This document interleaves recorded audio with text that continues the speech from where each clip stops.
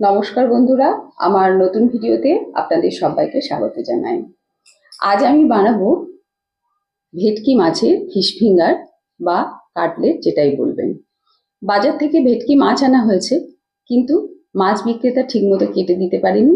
না কাটলেটের সাইজ কেটেছে, না দেখুন ফিঙ্গারের সাইজ কেটেছে। তো যাই হোক, রেসিপিটা যখন একই, তখন বানাতে অসুবিধা নেই। তো এখানে ভেটকি মাছের ফিলে নেওয়া হয়েছে। আমি ভালো করে ভেটকি মাছের ফিলেগুলো ধুয়ে নিয়েছি। এবার আমি মাছের মধ্যে পরিমাণ মতো লবণ দিলাম, তারপর দিচ্ছি 1 চামচ গোলমরিচের গুঁড়ো আর দেব পাতিলেবুর রস। তো এই 3টি উপকরণ দিয়ে মাছটাকে ভালো করে মাখিয়ে নিতে হবে, এই 3টি উপকরণ মাছের মধ্যে।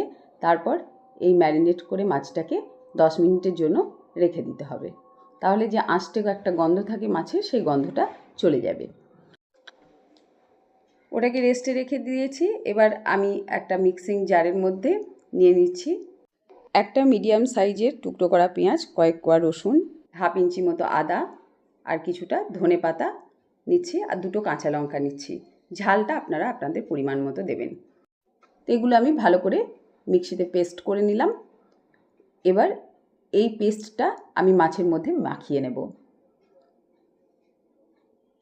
এই পেস্টটা মাছের মধ্যে মাখিয়ে নিয়েও 10 মিনিট বা 20 মিনিট মতো ম্যারিনেট করে রেখে দিতে হবে। প্রত্যেকটা মাছের টুকরোর গায়েই যেন এই পেস্টটা লেগে যায়, তবেই কিন্তু ভালো টেস্ট হবে। তো আমার মাখানো হয়ে গেছে। তো প্রায় 10 মিনিটের ওপর আমি রেখেছিলাম। এবার আমি একটা প্লেটে ব্রেড ক্রাম্বস নিয়েছি, তার মধ্যে দিলাম অল্প লবণ আর দিচ্ছি লাল লঙ্কা গুঁড়ো। লবণ আর লঙ্কা গুঁড়ো দিয়ে আমি ব্রেড ক্রাম্বসটা খুব ভালো করে মাখিয়ে নেব। ব্রেড ক্রাম্বসটা আমি নিয়েছি কোট করার জন্য। এবার একটা বাটিতে আমি একটা ডিমকে ফাটিয়ে নিয়ে নিচ্ছি। এবার ডিমের মধ্যে আমি দেব অল্প পরিমাণে লবণ আর দেব একটু গোলমরিচের গুঁড়ো। তারপর ডিমটা ভালো করে ফেটিয়ে নেব। খুব ভালো করে ডিমটা ফেটাতে হবে।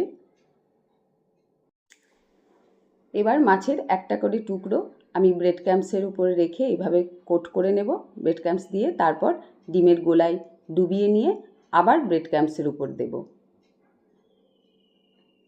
দিয়ে আবার ব্রেড ক্রাম্বস দিয়ে ভালো করে কোট করে নেব, চেপে চেপে খুব ভালো করে। আমি যেভাবে করছি ঠিক এইভাবে করবেন, চেপে চেপে ভালো করে কোট করে নিয়ে রেখে দেব। এইভাবেই আমি সমস্ত মাছের টুকরোগুলো একই পদ্ধতিতে কোট করব। প্রথমে ব্রেড ক্রাম্বসের উপর কোট করব, তারপর ডিমের গোলায় ডুবিয়ে নেব, তারপরে আবার ব্রেড ক্রাম্বসের উপর ভালো করে কোট করে রেখে দেব। ঠিক এই একই পদ্ধতিতে সবগুলো মাছের টুকরোই আমি বানিয়ে নেব।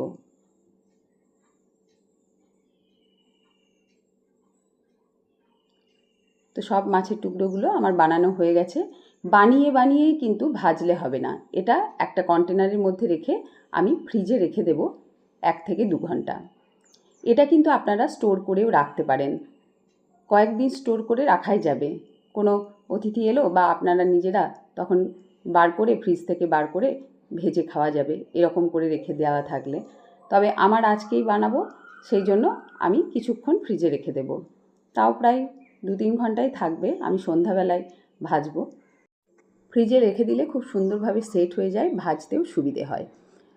তো এরকম কন্টেনারে কাগজ দিয়ে এইভাবে রেখে দেবেন। তা না হলে ফ্রিজের জল যদি আবার ওটার মধ্যে লেগে যায় তাহলে আবার নরম হয়ে যাবে, সেই জন্য আমি কাগজ দিয়ে এইভাবে রেখে দিলাম।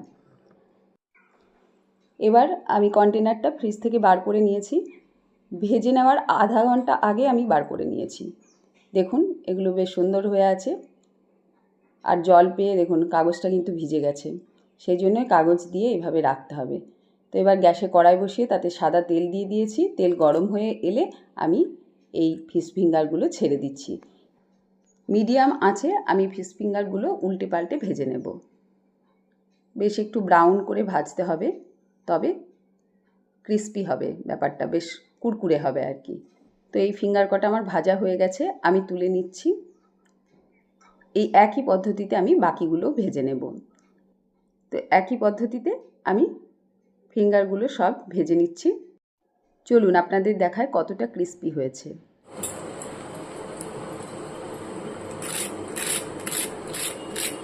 আওয়াজটা শুনে বুঝতেই পারলেন কতটা ক্রিস্পি হয়েছে আর ভিতর থেকে একদম জুসি হয়েছে। ভীষণ ভালো খেতে হয়। এটা যে রেস্টুরেন্টের থেকে ভালো খেতে হবে বাড়িতে বানালে আমার মতো এই পদ্ধতিতে, এটুকু আমি আপনাদের কথা দিচ্ছি। তো আজ এই পর্যন্ত, আবার হাজির হয়ে যাব নতুন আর একটা ভিডিও নিয়ে। ভালো থাকবেন, সুস্থ থাকবেন, সাবধানে থাকবেন। ধন্যবাদ।